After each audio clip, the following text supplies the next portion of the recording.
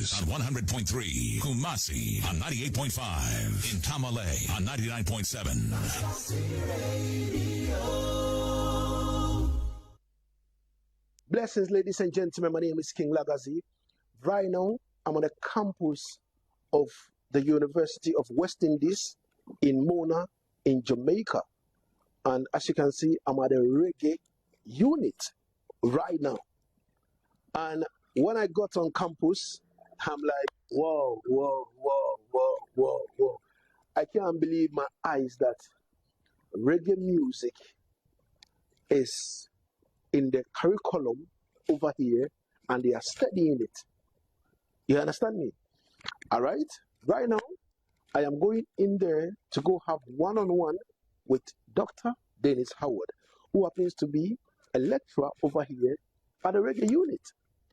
Let's go into how reggae music started, you know, all the historical backgrounds, the difference between reggae dancehall and also sound system culture and all that. All inclusive. We're going to have a beautiful discussion. Ladies and gentlemen, I want you to follow this. This Jamaican diary is going to be another thing. Let's go.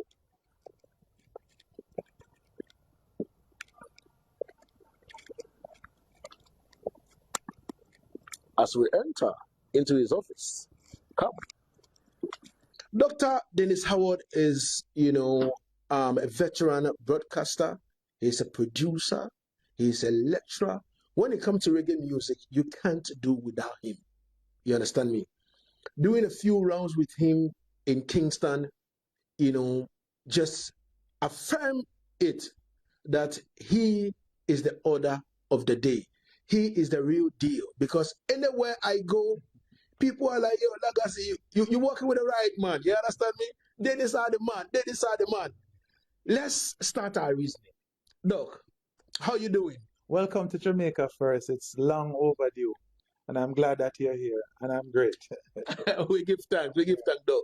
So I would like you to tell us about yourself, who Dr. Dennis Howard is. Well, I am a person who was brought up into the culture.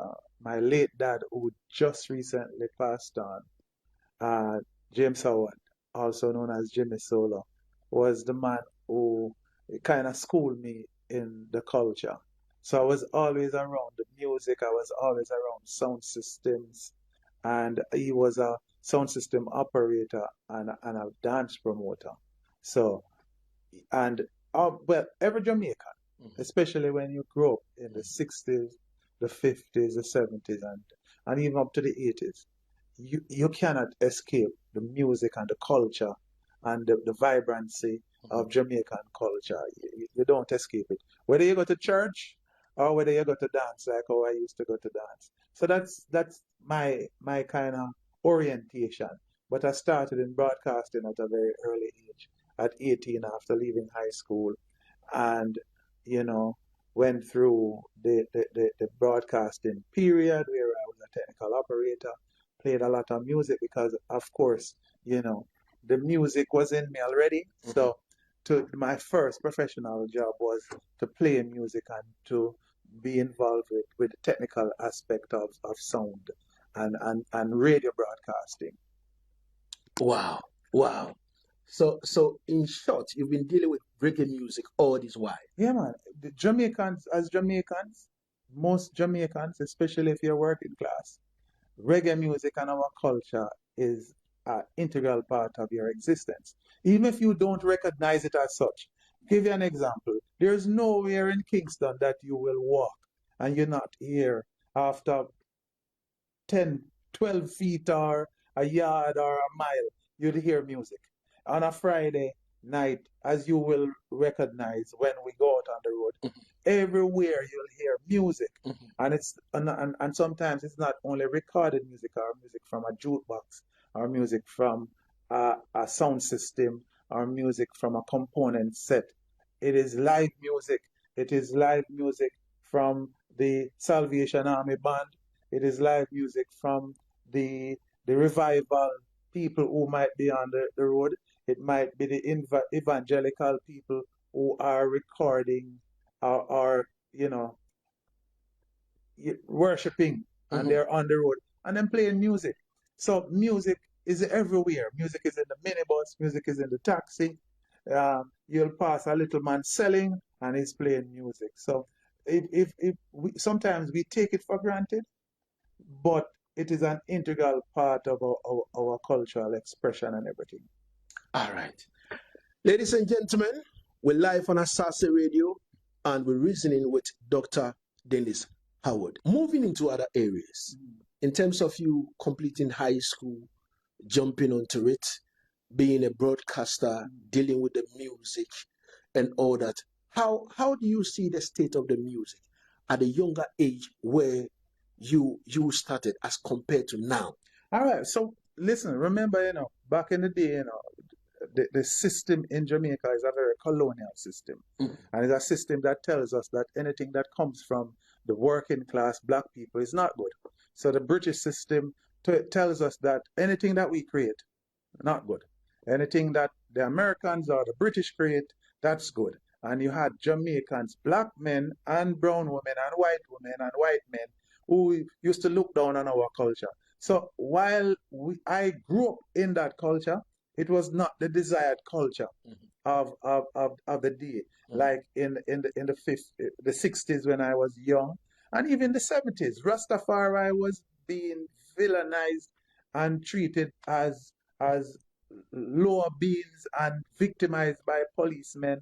And if a young girl came home with a Rasta man in the average working class family, they would run the girl and the man. So that is the context within which the music was growing and developing. But when you have people who believe in themselves, like my father and a bunch of other people who were in the music industry, and despite all of the restrictions and the oppression and the marginalization, they continued to express themselves and create new and different and exciting genres and created new production styles and all of that. Created what I call the national instrument of Jamaica, which is a sound system. Because prior to that coming together of our assemblage of turntable, speaker, microphone, and recorded music, that never existed anywhere else in the world. It started right here. And so, we love to talk about the golden era of our music. And during that period, it was being ostracized. It is just by sheer determination and the creativity of the players that and because it passed the shores of the island and went out through the help of the diaspora immigrants in London, in Birmingham, in Manchester, in New York, in Hartford, in Miami. All of these people who now realize that what the culture that they had to cling to that, because in those spaces they were also marginalized as black immigrants and said and taught that and told that they were nothing. So in England, people started to cling to the music that was coming out of Jamaica and being created by Jamaicans. And they started their own parties because they were not allowed to enjoy the nightlife of London and New York and all of those places. So they had to create their own spaces. And so that's how in London they had the showbeans where they use a building that was unoccupied, fix it up and start a dance, or somebody would use their basement apartment and start a dance. So what is happening now where it spread out and it is big in Ghana, it is big everywhere, it is kind of weird when people talk about, oh, the music is international now, but it's not as strong as it once was. But when, and they go back to those days of the 70s and the 60s when the music was just starting and emerging and stuff. But yes, it was great. and it found an audience in Jamaica and in the diaspora. But the system within all of these spaces fought it hard. And I don't want people to forget that part of it. There was a BBC announcer called Tony Blackburn who declared that reggae sounded like it was made in a toilet and that it was inferior music and that it should not be played on radio. That is what. And then you had people like Desmond Decker and Jimmy Cliff saying that they are not doing reggae because they were based in England and because of the fight that reggae was getting. They declared that they are not doing reggae anymore. This is not me saying this. Yeah. This is documented in newspapers. This is when Bob Marley album came out in 73 or 72. I don't remember. The burning, not the burning, the Catch a Fire album, and newspapers saying it is basically primitive music and that it's not going anywhere. These are the contexts that the music emerged in, and it also is a testament to the quality and the creativity and the greatness of reggae music, because it wasn't an easy road for it to reach to international acceptance and international fame, you know. So, as I say, it is global now. Reggae is respected as one of the top 5 genres overall, globally. All right. So, the other day, I was searching through the internet and I came across an explanation you gave on dancehall music and also dancehall in terms of where people go to party and all that. Now, I would like us to go into that. What is dancehall and what is dancehall music? Okay. What exactly is the difference? So it depends on who you talk. I am going to tell you from my perspective. The first occurrence of the word dancehall in Jamaican culture is a space where people used to gather and party. There were live music dance halls where orchestras would play, and those were for the middle class and uptown people to enjoy themselves. One of the reasons why sound system emerged in Kingston and elsewhere was because working class people wanted to be entertained. They could not afford to go to the dance halls of the rich and powerful and middle class Jamaicans, who were primarily brown skin and Chinese people, you know. So that was a dance hall. Now the other dance hall for working class Kingstonian was the place where sound system operated and played music. And despite the fact that a lot of people portray dancehall as zinc fence and bamboo fence places, the majority of the early dancehall were not like that. They were Forster's Hall. It was Forster's Hall, King Lawn. It was Success Club. All of these places were concrete structures, which are large halls, you know, where you used to have a bunch of lodge who basically, you know,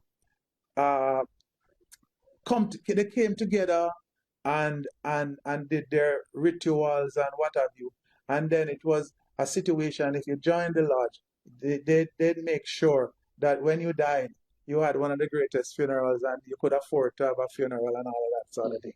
So these were a kind of lodge cooperative type of thing. And these halls were scattered around Kingston, Wildman Street, North Street, East Street, Duke Street.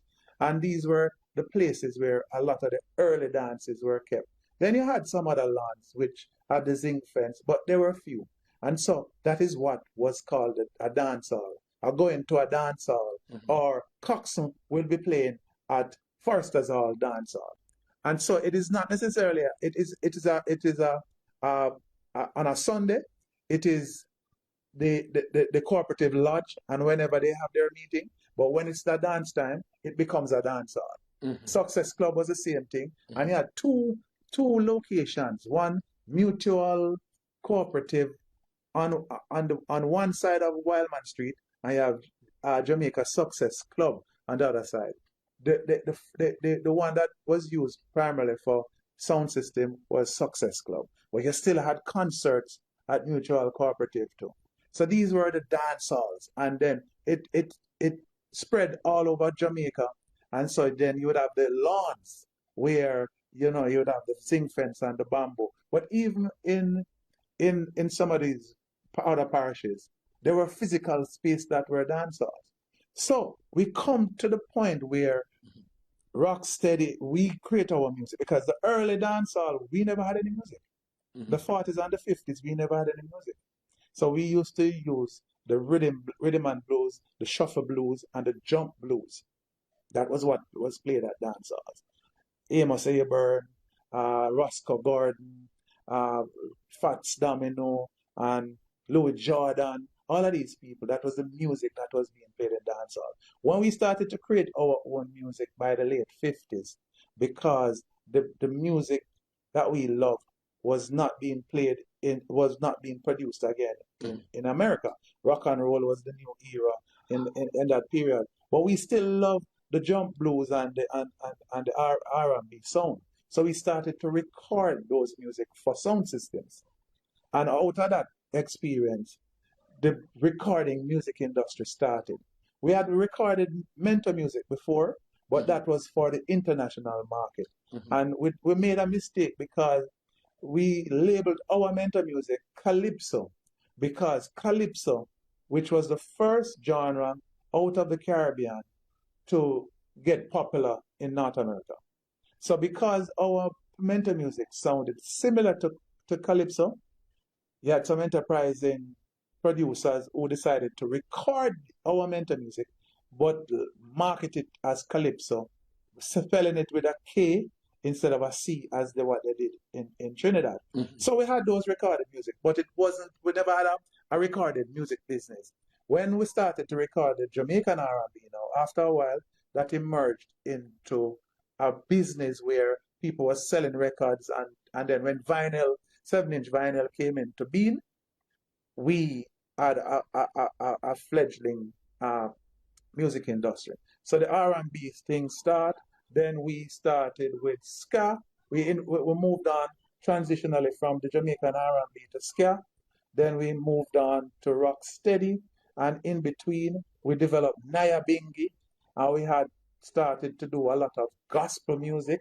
So sometimes people will tell you, oh, in Jamaica, the music started with the Mentor, then it went to ska, then it went to Rocksteady, then it went to Reggae, and then it went to dancehall. It's more exciting and more dynamic than that, because everything was happening almost at the same time. So while we were developing the ska, Naya Bingi music was being developed also, and ska and R&B music was being played simultaneously. Then there was the transitional period that we moved from ska into Rocksteady. But we never stopped recording ska after 68, you know? Or no, after 66. So there was ska recordings and Rocksteady recordings. Similarly, when we made the transition into reggae, we continued to play reggae, and we continued to play Rocksteady, and even some ska music was being recorded during that period, you know. So it is a kind of dynamic kind of things, and the gospel output of Jamaica is amazing, but we don't talk about it because it's not an original music, because we erroneously labeled it gospel because it's spiritual music, or it's Christian music. But after a while, the kind of music that we were labeling gospel never had any resemblance to what was being recorded as gospel in America. You know, Mahalia Jackson was one of the pioneers in gospel music. And after a while, we moved away from that kind of a style. In fact, we never even started that style. we infused our Christian music with a lot of mento and revival sound. So when you hear people like Otis Wright and when you hear people like Claudel Clark, you hear the mento and the revival in it. And then when you come down to people like nowadays, you have Kukudu and all of them people there, you still hear the revival and the Pocomania style in the music. So basically, it is this dynamic, hyper creative space that is Jamaica, where all of this is happening.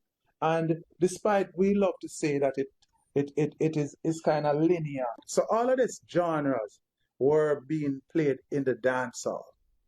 Rocksteady, reggae, dub, gospel, everything was the dancehall. I had famous lawns or dance halls. So after up to the 1970s, like about 79, the music started to change, just like how it had changed during all of the other periods. This was a period of hyper creativity, so we're always changing the music. So in 79, what emerged was the old rocksteady and reggae rhythms had a rebirth where we started to reuse them.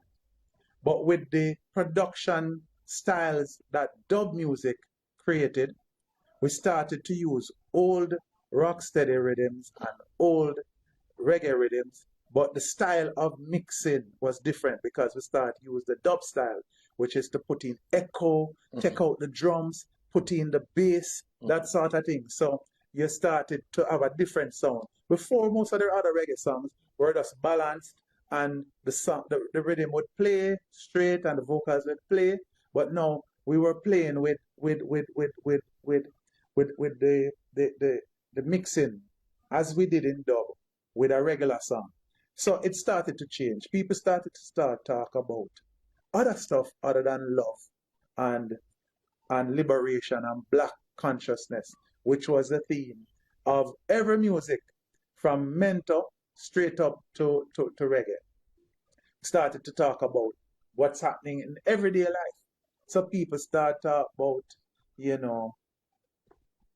borrow girl clothes, matey songs, them sort of stuff there. So you have songs like, hold up your hand when you see a matey, cock up body cause she not ready, them type of song there. And then you had people like Michigan and Smiley say, nice up the dance and painting a picture of what is happening in a dance hall.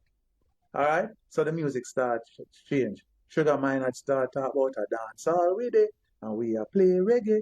But the music is using old rocksteady rhythms and old reggae rhythms, and it have the dub aesthetic. So we realize that the music is changing, and it don't have a name. You understand? And two persons are critical here. A guy named Michael Tomlinson, who is a show promoter, and then Sugar Minot, who at the time had a sound system called Youthman Promotion, and of course was producing music and was singing songs like "Give Them in a Dancehall Styling," "For All the Dancehall Fans." So when he was talking about that, he was talking about the space. And the culture of that space. And in a song like "A Dance All With It" and "We Are Play Reggae" is a similar thing. The space of dancehall, the culture of the music at that time, because it's a name dancehall yet. And Tomlinson and his partner, Loy Grant, realized that the music was different from the Black Uhuru and the Dennis Brown and the reggae output, and decided to start a concert series called Dancehall. Through collaboration with Sugar Minot, they came up with the name Dancehall. So the first one was, I think, in 1983. I don't remember exactly, but it was called Dancehall 83, Dancehall 84.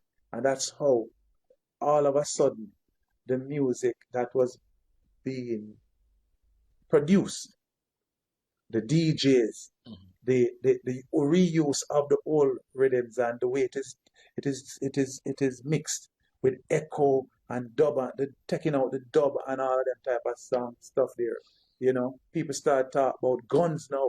You know, like one of the first song was a song. One among a few songs. Sammy Dread. When tune him again, man? Babylon Fire M16. Lone Ranger had another one. Talking about guns. So these were some of the early songs. Lone Ranger, Sammy Dread start talk about guns. Little John and them guys that start coming and start a new style called Sing Jane, Ika Mouse, all of them. Barrington Levy and Johnny Osborne, who were classic reggae singers. Had range.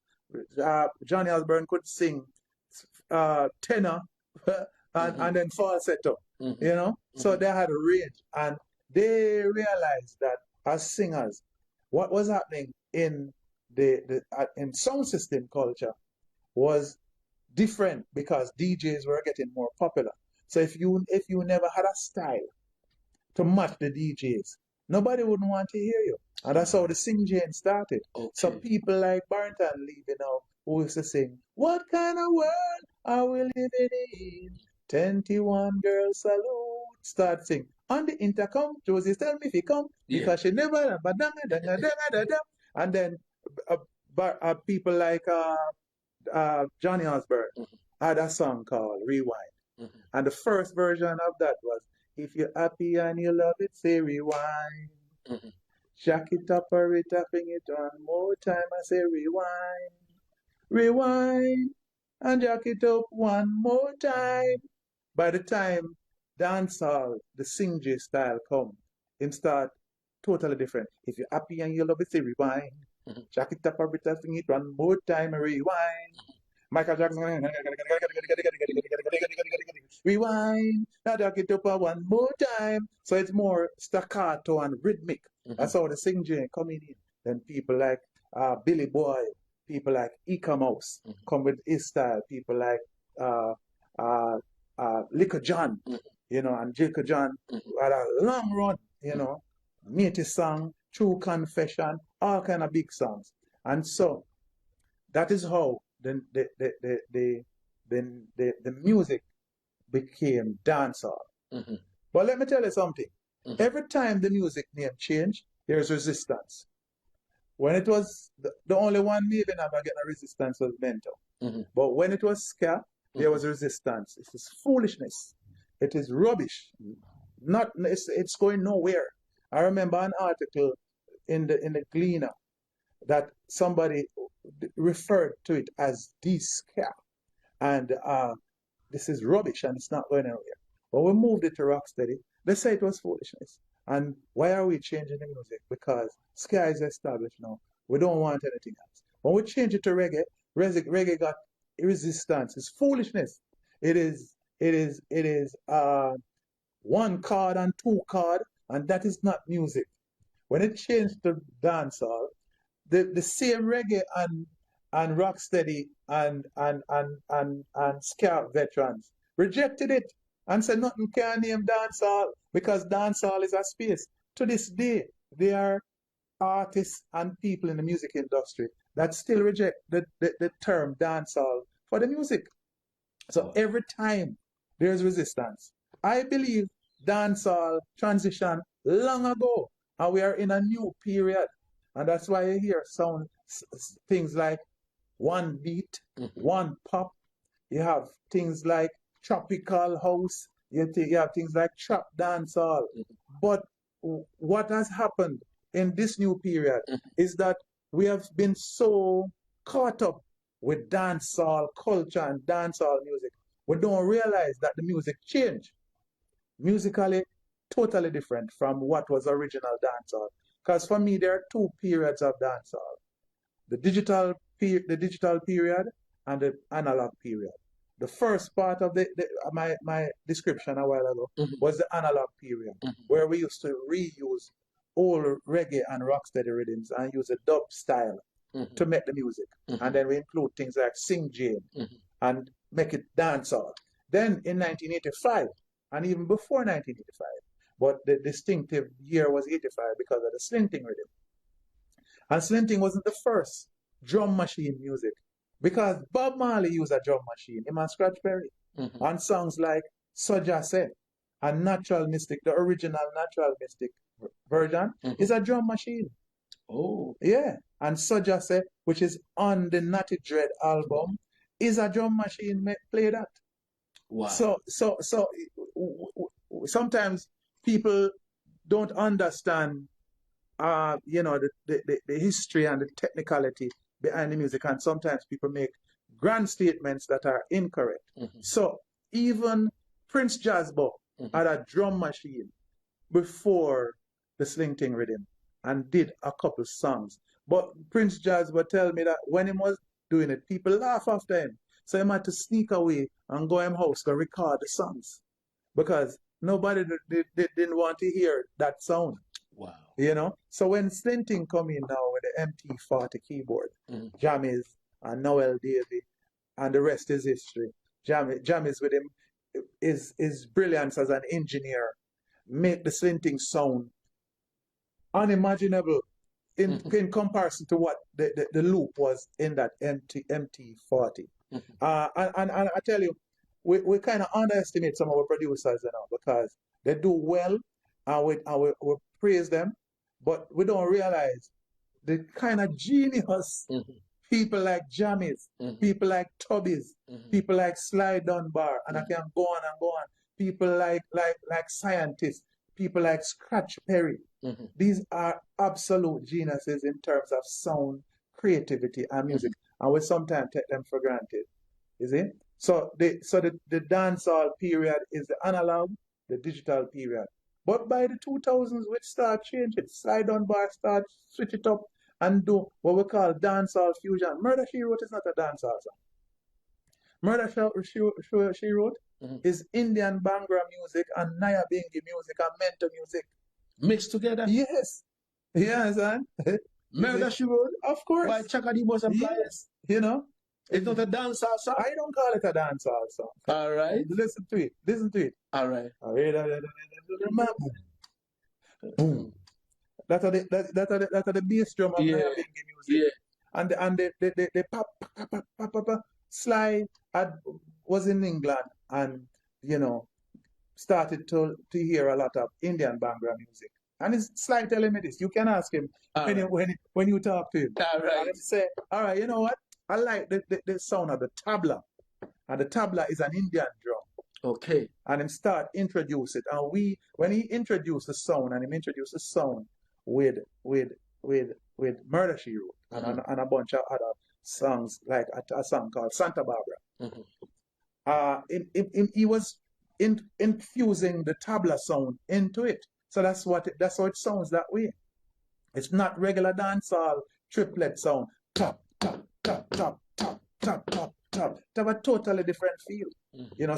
When Sly got people to ask people to be on it, some people couldn't manage it. Some artists couldn't manage it. Them don't know how to situate themselves on a rhythm like that. You see? Wow.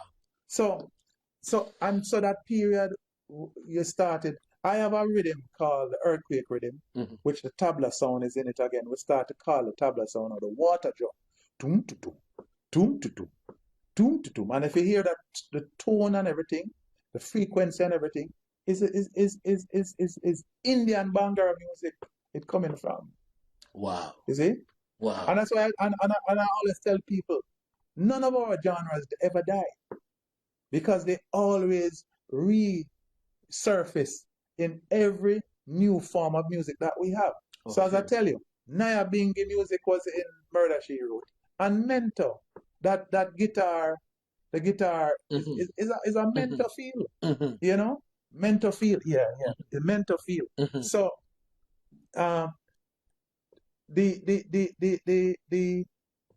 that period, I call it dancehall fusion. But by the time the 2010s come around, I call it the style when people like Daseka, Steve McGregor, and all of these guys now are growing up on hip hop sound, and everybody using the same sound cards and the sound and the same instruments as the rappers and everybody. And so it's almost impossible not to be influenced by all of this sound. And Jamaica is a space where you are exposed to a ton load of music from everywhere in the world. All right. And it must influence you. Yeah, definitely. You see? So, ladies and gentlemen, we here with Dr. Dennis Howard, and he's a lecturer in the University of West Indies. And matter of fact, when I got here, he took me to the reggae unit, and I'm like, do you guys teach reggae as a subject over here? And he was like, Lagazee, you lead. Now, Doc, I would like you to tell me, why reggae unit over here? Well, all right. So there is my department is called the Institute of Caribbean Studies. Mm-hmm. So, and one of the directors, the great Professor Carolyn Cooper, she was one of the first academics to interrogate our music through textual analysis. And she did a lot of work on Miss Lou, Lady Saw, Bob Marley, and Anthony B, and really interrogate the music and give it a different perspective. You remember, we are coming from a context where academics shun our music and our culture. Well, certainly the majority of them, not all, because we have people like Professor Nettleford, who has been the champion of Jamaican culture and Jamaican spirituality, Barry Evans and all of these. But she zoomed in on the music in a more granular way. And after a while, she became the director of the Institute of Caribbean Studies. And then she initiated a reggae studies unit because she said that we created reggae. We created so many genres of music, but reggae is the strongest one. There needs to be a department that can put an academic spin, research the origins, the players, the history of the music, the musical composition, the sociological underpinnings of what made reggae so special and how reggae was created. So the Reggae Studies Unit was created. And part of the Reggae Studies Unit is to, on an annual basis, to host the Bob Marley Lecture, which is another brainchild of Professor Cooper. And so, a lot of distinguished scholars have presented at the Bob Marley Lecture. Louis Shoke, Haji Mike from Cyprus, Matthew Smith from history here is now abroad, Cindy Breakspear. This year we're going to have Barbara Blake Hannah to present. So it is not only academics that do the lecture, but musicians, producers, friends, lovers of Bob Marley. But the lecture is not necessarily about Bob Marley. It is in his honor, but the topic doesn't have to be about him. Because when I did my Bob Marley lecture, I did a development of Jamaican genres, similar to some of the descriptions that I gave you earlier. That was what I did. And it's only recently, last year, the focus went back on Bob because Haji Mike had written a book on the media's treatment of Bob during his lifetime. Okay. So we thought that was important for him to present. So he's doing that, and Barbara now is doing her perspective as somebody who knew Bob Marley. Okay. So the reggae unit is about we offer courses in popular music of the Caribbean. So we not only look at reggae and look at the Jamaican genres. We look at bolero in Cuba. We look at spooge in Barbados. We look at soca, raga soca, and calypso in Trinidad, and some of the music in St. Vincent and Grenada, and all of these things. We have courses, the Bob Marley and his music, which I teach sometimes. So you don't have any aspect of African music over here? Yes. Every one of our courses every one of our courses, dig deep into the African origins of our music. Okay. So while we at ICS might not do a specific course on Africanness and African origins are always in all of the courses, because it is almost impossible to teach about reggae. It is almost impossible to teach about reggae. It's almost impossible to teach about Caribbean music and not speak about the African roots of the music. So that is something that we might have to do in terms of looking at probably doing a course on Afrobeats, the origins of Afrobeat between Ghana and Nigeria. You know, we might look. We have done. Dr. Naya has done some work on South African Kwaito. Okay. You know, so individuals have looked at different aspects of African music, myself included, but we don't teach a direct course on Africa. But we definitely teach African philosophy. We teach African literature and all of that, and African studies in our faculty is still active and vibrant. Ladies and gentlemen, we're live on Asaase Radio, 99.5 in Accra, 98.5 in Kumasi, 100.3 in Cape Coast, and 99.7 in the northern region, Tamale. And we're all the way in Jamaica. I'm talking about, to be specific, Mona, on the campuses of University of West Indies. And we are at the Reggae unit, where my good friend, Dr. Dennis Howard, is a lecturer over here, you know what I mean? And he's educating us about, reggae music, how the whole thing started, dancehall, mento, steady rock, and all that. Now, Doc, there is this thing bothering my mind. You understand me? And I don't know why Jamaica have kind of stand up to this. You know what I mean? When you made mention of reggae unit in the celebration of Bob Marley. Yeah. To create awareness about Bob Marley and all that.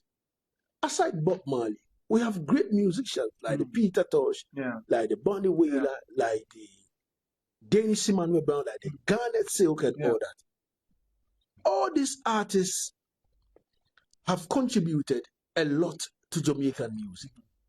Why is it that it's always about Bob Marley? No, it's not always about Bob Marley. In but fact, you did say a while ago that. But I know. Yes. But all right. So there's cross fertilization and collaboration between the different faculties of the campus, and there is an annual Peter Tosh seminar that is done in conjunction with the Department of Sociology.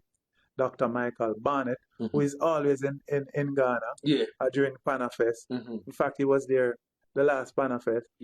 And the ICS, where we look at Peter Tosh. And I made a presentation about Peter Tosh. And his daughter was there. And I can't remember the other presenters now. But so we do Peter Tosh, Professor Carolyn Cooper have done seminars with Tanya Stevens. Famously, she did one with Vibes Cartel, who did a presentation here. So we do work with Tanya Stevens. Some of our colleagues just finished a book But you will agree on Tanya Stevens. Bob is always on top. But it's the king. This is the king. We can't deny that. But that doesn't mean that work on the other. I for one do a lot of work on Scratch Perry, on Sly Dunbar, because I look at the production and the creative side of the music a lot. I look at engineers like Stephen Stanley, So there's a lot of work, but internationally we can't escape Bob. But there is work being done. As I tell you, a book was just done, although it was not done by a Jamaican scholar, but a book was just done by I think somebody in England on Yellowman. So work is being done, and we are interrogating different aspects. We are doing work on sound system culture right now, a massive project that is global basically, and myself and Dr. Naya, we are the main researchers for the Jamaican aspect of it. So there's a lot of stuff, much more to be done, but we need the time and the resources to continue the work. All right. Okay. So how do I pick up a course over here in case I want to step into the reggae unit and study over here, learn about reggae music and all that? How do I pick up a course? So the most of the short courses are done in the summer. So I've had international students when I teach Bob Marley and his music, and we teach it online. So you would have to contact us on the website and via phone or email and get the information as to how you can register for those courses. There's courses on drumming, African drumming and reggae drumming. There's courses on storytelling, all kind of different aspects of Jamaican culture. There's courses on Jamaican food, So, and we are currently developing some short courses that will be available online and in face-to-face in terms of all different aspects of Jamaican music. I just wrote a course, develop a course on sound system, and we just did one on mental. So if you want to do those courses, sometimes we have students from Japan, Europe, North America, and most of that is done in the summer. Okay. So, all right. So we'll look into that and see how we can, pick up a course and at least learn about reggae music and all that. One thing also, which has become like an internet fight between Jamaica and Africa, is the fact that a lot of Jamaicans are saying that, we in Africa sold them into slavery. And because of that fact, they are not Africans, a lot of them. As a doctor and as a lecturer of music and also Pan-Africanism and culture and all that, what are you doing about this to let people have like serene mind when it comes to Africa? Because the great Peter Tosh said, no matter where you come from, as long as you're a black man, you're African. But a lot of our brothers over here, you understand, are saying that we sold them into slavery, and because of that, they are not Africans. Yeah, but you see, that's the divide and conquer kind of scenario that we have to battle and struggle against and resist against. And the brainwashing and the subjugation of the black mind is real, and it is 400 years of telling people that they are inferior, that they are no good, that we're still battling with. That is why we still have people that bleach in this country. Not because they probably feel inferior, but because a system tells us that if you have a lighter skin, you will get through in life better and you'll get access to other things. And when people see that reality, that's why they bleach. It's not because, I don't like my skin necessarily. It's because of doing it for a purpose. Yeah, it's a colorism system and a racist system that exists everywhere, where white Caucasians invaded, plundered, and destroyed the psyche of the people. So you will hear that, and it's the kind of information that you'll get. People will come to Jamaica from North America and Europe, and when they see the standard of living and how the kind of development that is here, they're shocked because they believe, based on their socialization, that we live in trees. The same thing in Africa. However, Jamaicans believe that Africa is totally underdeveloped because that is what we are bombarded with every time. Every time you see Africa, you see sufferation, you see starvation. Nobody sees the highways in Ghana. Nobody sees the buildings that are popping up in Accra on a regular basis. Nobody sees the fancy apartments and nice homes that people living in Africa, because we don't control the outlets that we are exposed to. So there is a mindset that, oh, I am not African because I appear hungry people and them evil and all kind of things. Similarly, people are saying similar type of things about Jamaicans from a North American perspective. So we have to re-educate ourselves, and we have to fight against those biases by exposing the reality, the truth and the reality. And I think that we are breaking down a lot of those barriers through technology. And TikTok has gone a far way in breaking down a lot of the misconceptions about us as Black people. And I would tell you that the people who are saying that they are not Africans and they are Jamaicans, it is steadily decreasing.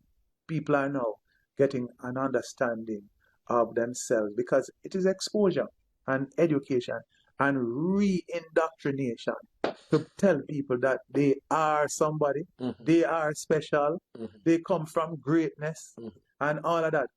A lot of people believe that. I remember years ago when I was an undergraduate, a student said white people are superior because Black people never invented anything.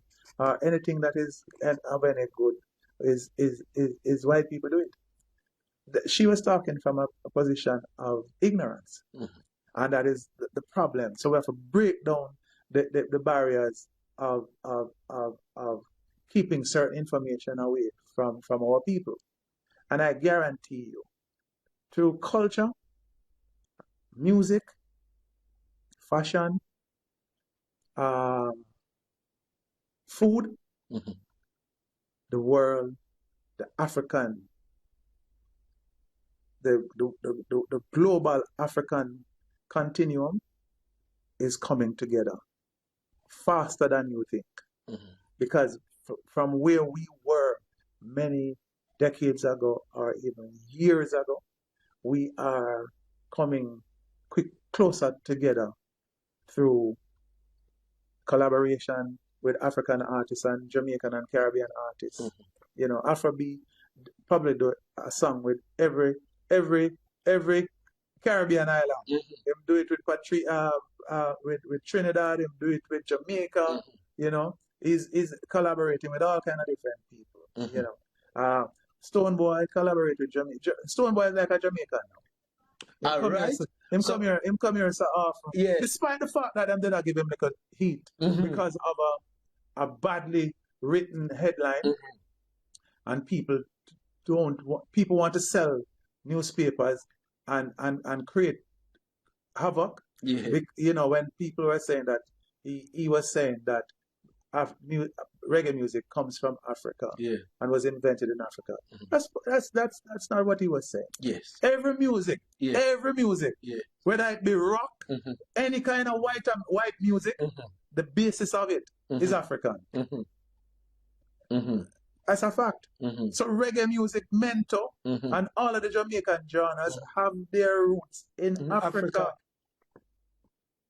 The good thing is that because of what I call the creative echo chamber, it started in Africa with the cultural retentions that survived all of this turmoil and evil and subjugation and genocide, attempted genocide of the African that came to the side of the world. And we retained the culture and in the context of the Caribbean, created different mutations of the old culture from Africa. And hence you got reggae, you get bolero, you get soca, you get spooge, you get candomblé, all kind of different bachata, all kind of things. The other one, salsa, tango, all of it is African. Yeah. And then it goes back to through the North Atlantic route of going to North America, Europe, in terms of the UK, and the Africans who are in the UK being exposed to the repackaged African music that is now reggae, soca, dancehall, ska, and everybody meeting to the point that the music goes back now to West Africa. The Bob Marleys, the Peter Toshes, all of these people, music, and the dancehall, the shabarangs, and all of that, and come back to where it all started. And then the Africans loving it because it's their music. We love jazz, we love country, we love all of them type of music. Why? Because it's our music, despite the fact that we as Jamaicans never made that music. Without R&B and without country and without blues and without jazz, we couldn't create reggae, dancehall, rocksteady, and all of that. You know? We couldn't. So it's just one. It's just basically one continuum. It's just the African roots being manifested in different parts of the world and just coming around and influencing everybody. You see, I can demonstrate it through one rhythm. It's the drum song rhythm. It started out as a Latin jazz song. All right. Da da dee da da da da da da dee da da dee da da da da da. Tum tum tum tum tum tum tum tum. That bass line, we invented that because when we adopted the song, we call it the drum song. So we use the same melody, da dee da da. But in terms of the bass line and the drum track, the drum and bass is tum tum tum tum tum tum tum tum tum. So that reiterate in a Jamaican music for years till it reached the 1990s. And in New York, it reappears as a hip hop version. It's coming out this year. Where them are gonna do? Feel me? Okay.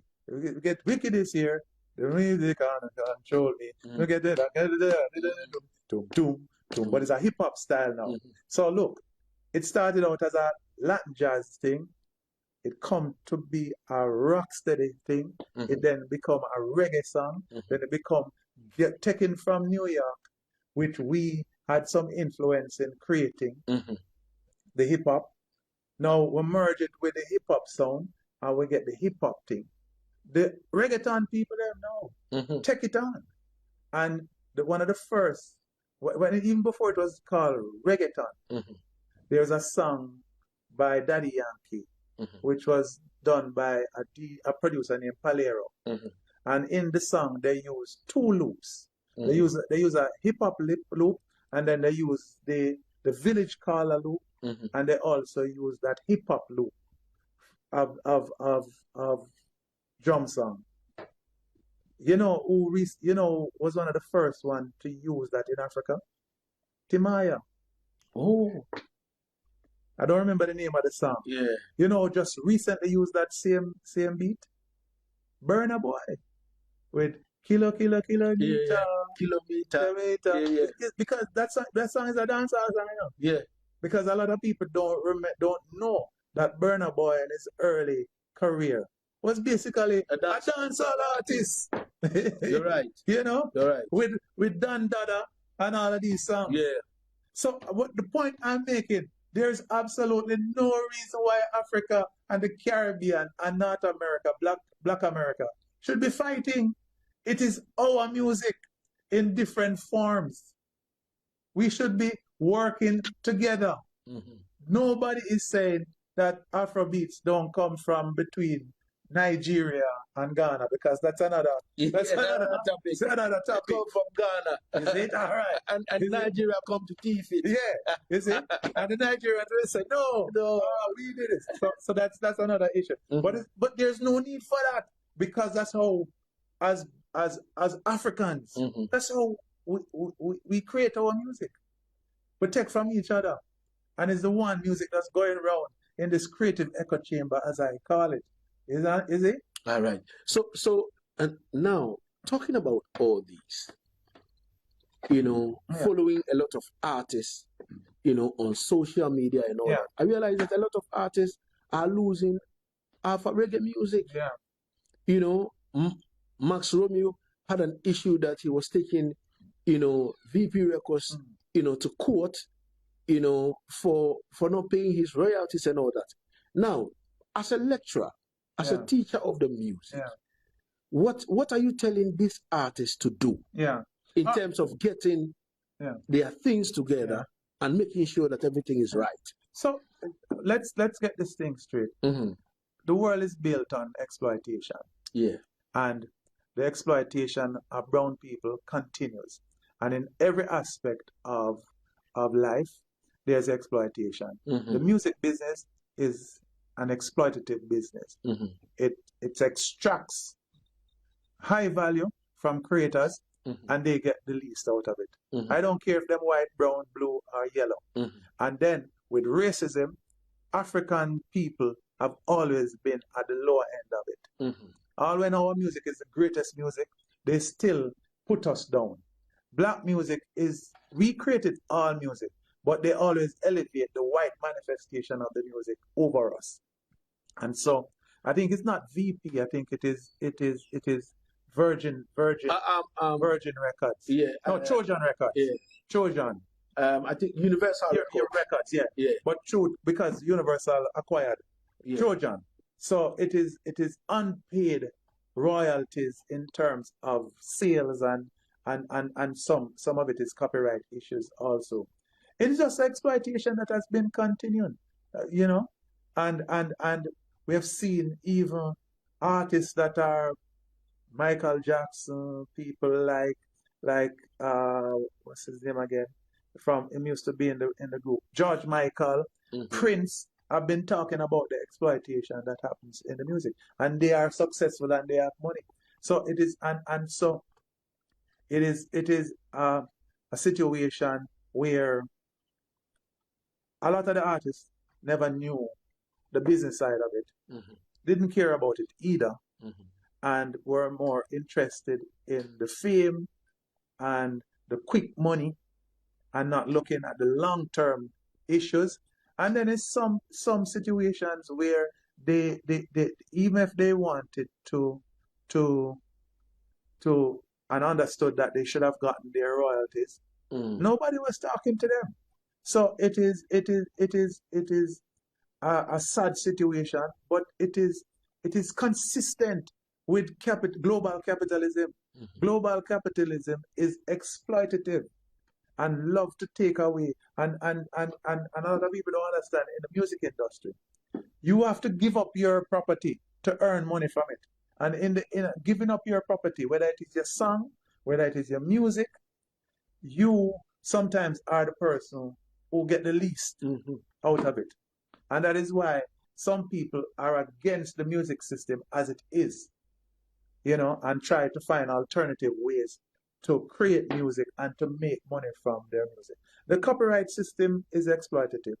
By the time a songwriter gets money, there are so many people up the value chain that extract value from that. Publishers, PROs, CMOs, all of these people from this one money, So you end up out of the 100% value, you might get 5% by the time it's done, So this is ridiculous. Yeah, and so we have to find new ways of getting our music out there. I think the Jamaican music scene is always ahead in terms of finding new ways, and some of the things that we have established early out have become industry norms. But when we were doing it, it was frowned upon. You know, the remix culture started in Jamaica. Without Jamaica, that would be, if it wasn't for King Tubby's and Lee Scratch Perry and Augustus Pablo and Keith Hudson and all of these guys, we wouldn't have a remix culture. You know, we were, because of the restrictions in terms of access to venues, access to airplay, we developed the touring as one of the main ways that reggae artists would earn money. Now that is the norm. Before, while we established that as our biggest income earner, the North American and UK system was that you do an album, you tour to promote the album, but you're not making any money from the tour. And then hopefully the album will sell, and that's where you make your money. We reversed that. We were not getting into the space to make the kind of money. And even when our songs were being distributed by people in North America and the UK, all kind of chicanery business happened where we don't see the real numbers as to what is sold and what have you, and all of that. So most of the reggae artists earn their money from touring. So we established that long time. That is now the norm, where the main income source is touring.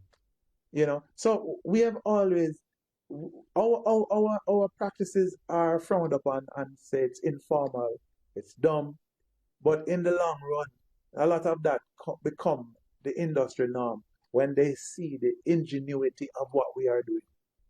Right. Ladies and gentlemen, we're live on Asaase Radio, the voice of our land. My name is King Lagazee. The show is Yaad Settingz, and we're all the way in Jamaica, the University of West Indies campus in Mona. Now, let's talk about some of the challenges in our space as reggae people and how to overcome them. Especially, we have a lot of youngsters coming up as musicians, as producers, you know, as selectors and all that. How do we, you know, build up ourselves so that at the end of the day, we wouldn't face those problems that our veterans are facing? Now that they are taking people to court to go take their money and all that. What should we, the youngsters, what should we do, Doc? I think it's not even up to the youngsters. It's up to people in spaces like Ghana and Jamaica, from a government perspective and from a leadership perspective, to understand that the creative industries is the future. And that if we don't integrate it into the school system so that people understand copyright, so that people understand contract, so that people understand the music industry, so that people realize that the live event industry is a billion-dollar, trillion-dollar business, that movies are a billion-trillion-dollar business, you know, that entertainment is and broadcasting and creativity is a big money earner. If we start training people, we in Jamaica don't have a performing arts high school, not even one. Thank God for the high schools that focus on the arts, and even there are some shortcomings because we focus on the arts in terms of just performance. We're not talking about event planning. We're not talking about the business part of it. And so we are always the minstrels, the singers and dancers and clowns. But we are not the managers. We're not the managers. We're not the accountants. We're not the lawyers. You know, it's just recently that intellectual property is taught at this university. That's absolutely madness. Lawyers were graduating and never knew shit about intellectual property in Jamaica. Yeah. You understand? So we have to integrate it into the entire society. And unfortunately, and you can tell me what's happening in Uganda. Not Uganda, Ghana. You know, you can tell me what's happening in Ghana. But our leaders are not serious and they have not invested as they should in this area. It's the same thing. Yeah, It's the same thing in Ghana. yeah. And so, The creative act side yeah, has totally been, forgotten. mhm, You know what I mean? yeah, And, musicians and, creative people, are not being respected as they should. yeah, Hence a lot of artists like, Shatta Wale, yeah, always, go hard on people in order for the music space or for the creative space to be respected. mhm, Because, seriously, like I said, people don't really see our importance. yeah, On a more serious note, yeah, you understand? yeah, Yeah. yeah. But And the IMF and World Bank not saying anything about that. They are talking about, in enacting laws that allow private companies from overseas to come in and invest, and a government must not spend on the public sector, they must not spend on health, and that can't make any sense, And so culture is given a low priority, when if we had started from the high school, from the primary schools, the high schools, the basic schools, by the time they come to the university, we would have people ready. And some people, when they get involved in our programs, this is the first time they are getting involved in it. They don't know anything about it. They don't know nothing about contracts. They don't know nothing about copyright. They don't even know about our music. You have people who don't know. You have young kids in Jamaica who don't know the majority of Bob Marley songs. They know the regular One Love and those other songs, but when you play some of the earlier songs, they don't know them. How that is possible when we have such a great icon. So it has to start there.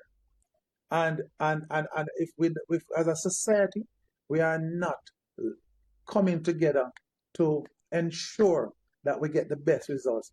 I'm one that advocates for a sector to be recognized, which is the sound system sector. This is a unique Jamaican phenomenon. Jamaican artists makes more money from dub plate than live shows. And it's constant. That is them pot boiler. You understand? Artists who don't have a hit in 30 years still eating food on the hits that they did 30 years ago. Why? Because of sound system. Sound system should be recognized. I want sound systems to be designated, and this is being pushed by myself and Dr. Naya, my researcher partner in the sound system thing. We want the sound system to be declared the national instrument of Jamaica. It's like how steel pan is the national instrument of Trinidad and Tobago.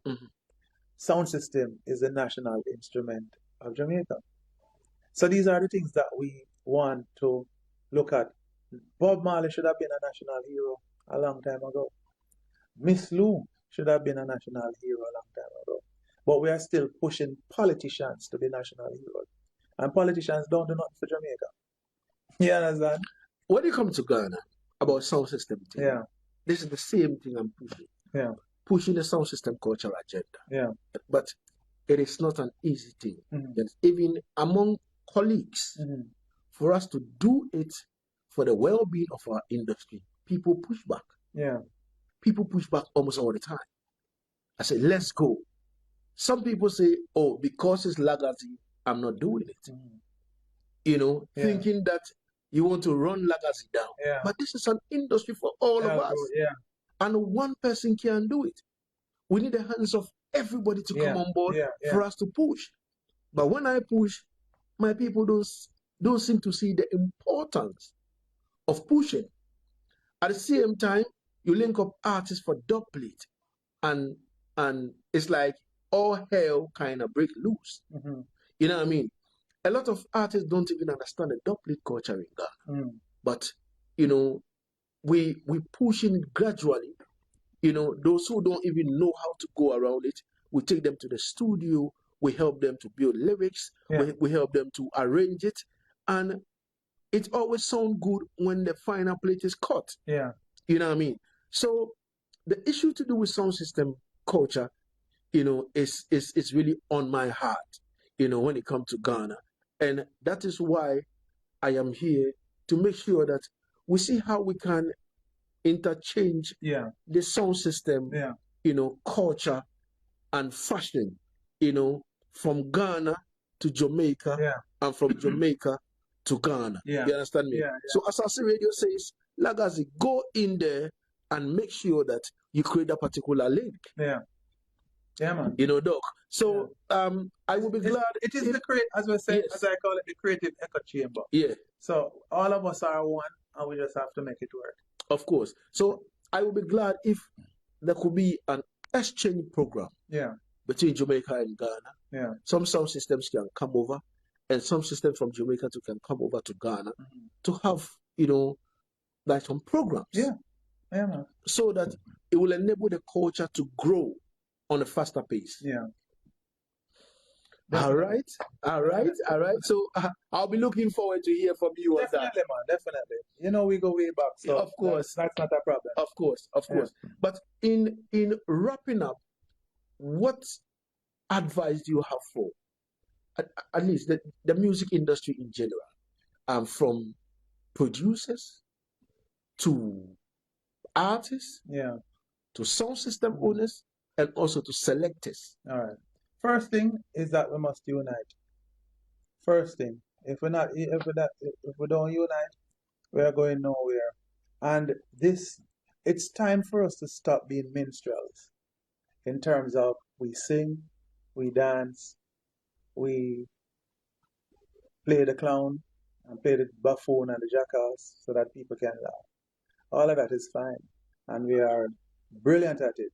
But also, if there's supposed to be sustenance and development, we have to understand the business side of it. We have to understand intellectual property. We must understand contracts. We understand networking. We must understand how to book shows, how to create tours, and how to license stuff that we create and protect our stuff, and build alliances, build creative cartels, exchange of ideas, and grow internationally. If we don't understand that, we are going to be in the same struggle of some people being successful and the majority not successful, and the people who understand that continue to exploit us and extract all of it, all of our talent and our assets. They'll take it, and they'll continue to take it because they understand the game and we don't. We're trying to be stars, and we are trying to be stars in the worst way. Most as I was talking to Slide On Bar yesterday,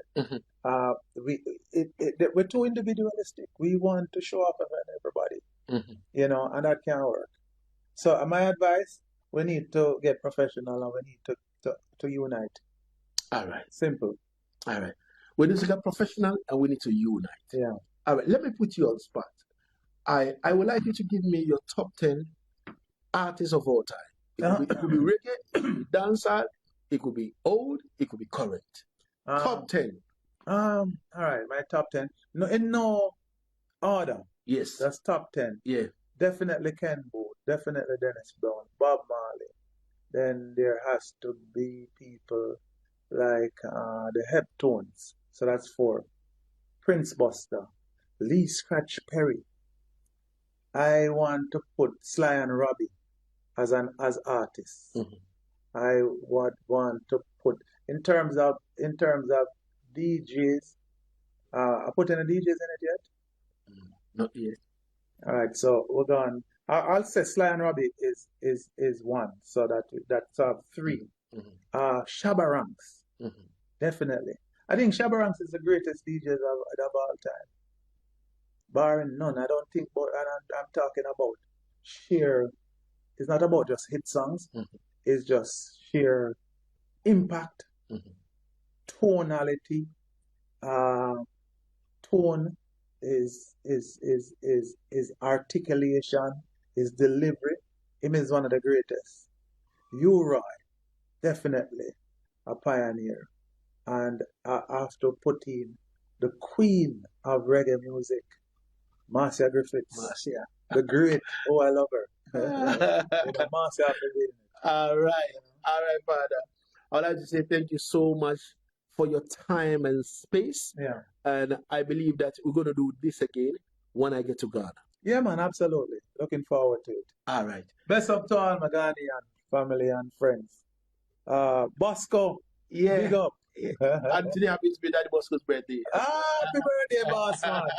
Yo, you're the boss. Yeah, man. So Yaad Settingz on Asaase Radio. My name is King Lagazee. It's been a splendid reasoning with Dr. Dennis Howard from the campuses of the University of West Indies located in Mona, the Reggae unit. King Lagazee, Asaase Radio, Yaad Settingz. Keep